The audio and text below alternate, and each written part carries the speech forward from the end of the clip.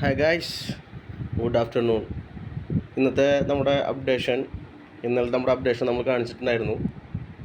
Today നമ്മൾ $2,380 profit എടുത്തിട്ടുണ്ട്. അതോടൊപ്പം തന്നെ ഇന്നലത്തെ കസ്റ്റം പീരീഡിൽ 2-ാം തീയതി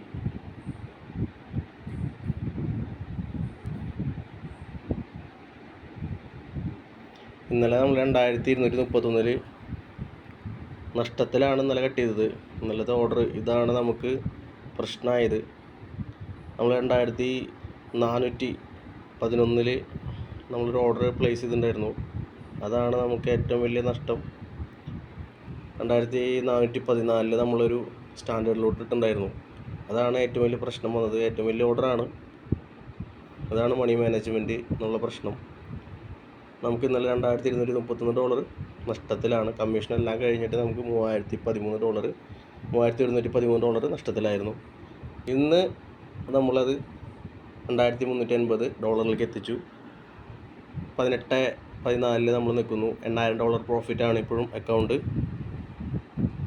നമുക്ക് ഒരു ബൈയിനാണ് ഫോക്കസ് ചെയ്യണത്. അമേരിക്കൻ മാർക്കറ്റ് ഓപ്പൺ ആക്കിയതിന് ശേഷമാണ് നമ്മൾ ഓർഡർ പ്ലേസ് ചെയ്യുള്ളൂ. ഓക്കെ ഗൈസ്, $24,000 എത്തിയതായിരുന്നു. നമ്മൾ ഒറ്റ ഫോക്കസിൽ നമ്മൾ ട്രേഡ് ചെയ്തപ്പോൾ ഉണ്ടായിട്ടുള്ള ഒരു പ്രശ്നമാണ്.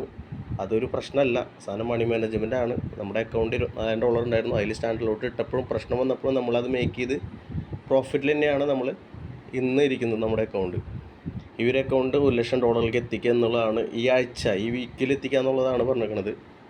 അത് എത്രത്തോളം സാധ്യമാകും എന്നുള്ള കാര്യം സംശയമാണ്. കാരണം വലിയൊരു മൂവ്മെൻറ്റ് തന്നിട്ടില്ല 2 ദിവസമായിട്ടും.